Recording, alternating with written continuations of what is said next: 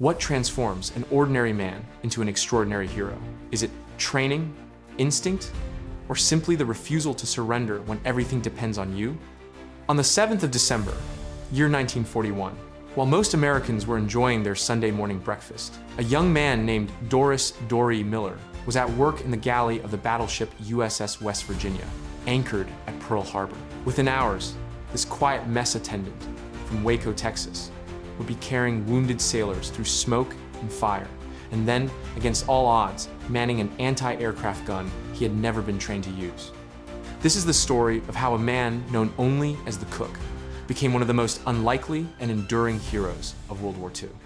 Doris Miller was born on the 12th of October, year 1919, in Waco, Texas. His parents were sharecroppers, working the land with little to show for it. Life in the segregated South was hard opportunity scarce. Racism a constant shadow. As a boy, Dorie stood out for his size and strength. By high school, he was already well over 6 feet tall and built like a heavyweight boxer. Friends remembered him as quiet, respectful, but fiercely protective of those he cared about. He left school early to help support his family, doing farm work and odd jobs. But like many young men of the Depression era, he looked for something more. In 1939, with the world inching closer to war, Dorie enlisted in the US Navy. But because of segregation, black sailors weren't allowed to serve as gunners or officers. They were assigned to service roles, cooks, stewards, and mess attendants. No matter their strength, no matter their skill, the Navy kept them in the background. Doris Miller became mess attendant third class, responsible for serving meals, cleaning, and assisting officers. It wasn't glamorous, and it wasn't what he dreamed of, but he accepted it with discipline and pride. His shipmates came to know him as dependable, steady, and strong, the kind of man who never complained, never slacked, and was always ready when someone needed a hand. The morning of the 7th of December, year 1941, began in peace. The waters of Pearl Harbor shimmered in the early Hawaiian sun, calm and unsuspecting. The crew of the West Virginia went about their usual Sunday routines. Some lounged lazily on deck, others were still asleep in their bunks, while down in the galley, Doris Miller prepared for another day of service, pouring coffee, setting up breakfast for the men, and quietly doing the work he was assigned. But at 7:55 a.m., the calm was shattered. Out of the clear sky came the roar of hundreds of engines. Japanese bombers and torpedo planes swept in low over the harbor. Within seconds, the first explosions ripped through Battleship Row. For the men aboard the West Virginia, it was chaos. Torpedoes slammed into the hull, tearing open massive holes below the waterline. The battleship shuddered violently, alarms blaring as smoke and fire engulfed the decks. Oil spread across the harbor, igniting into sheets of flame. The air was filled with the screech of diving planes, the thunder of bombs, and the screams of wounded sailors. In the midst of this horror, Doris Miller ran topside. He had no weapon, no orders, no training for battle, but what he saw before him would define the rest of his life. Captain Mervyn Benyon, commanding officer of the West Virginia, had been struck by shrapnel from an exploding bomb. Gravely wounded, he staggered on deck, still shouting commands, determined to fight for his ship. Dorie rushed to his side. With smoke choking the air and bullets tearing across the harbor, Miller, standing nearly 6'3" and weighing over 200 pounds, lifted the dying captain in his arms. He carried him through the chaos, placing him in a safer position, refusing to abandon him, despite the captain's insistence to leave me and save yourself. Then, Miller's eyes fell upon an unmanned .50 caliber anti-aircraft gun. Its crew had been killed or injured in the first wave. The weapon stood silent, pointed uselessly toward the sky as Japanese planes screamed overhead. In that moment, Dorie made his choice.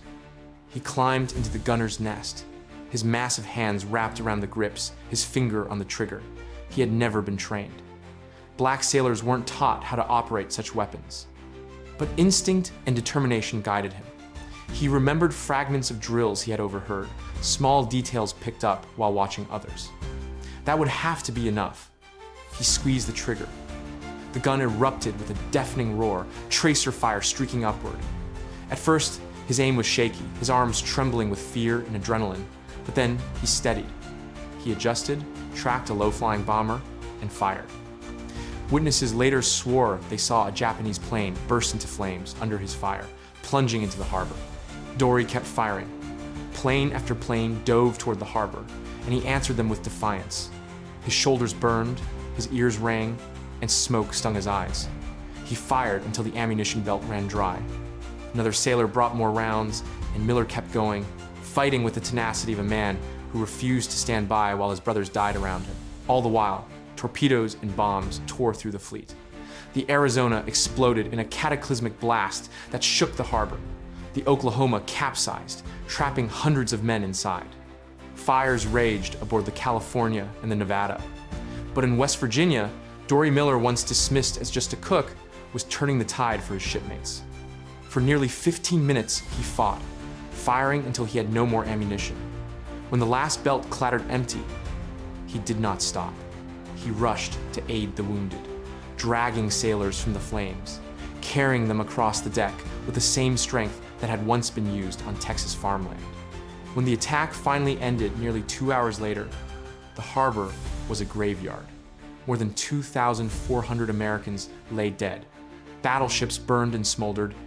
But among the wreckage, stories began to spread, not just of destruction, but of defiance. And at the center of one of those stories stood Dorie Miller, the mess attendant who had become a gunner when no one else could. At first, the Navy did not release Miller's name, identifying him only as an African-American messman. But pressure from journalists, civil rights leaders, and the black press demanded recognition. Finally, in May 1942, Miller was awarded the Navy Cross.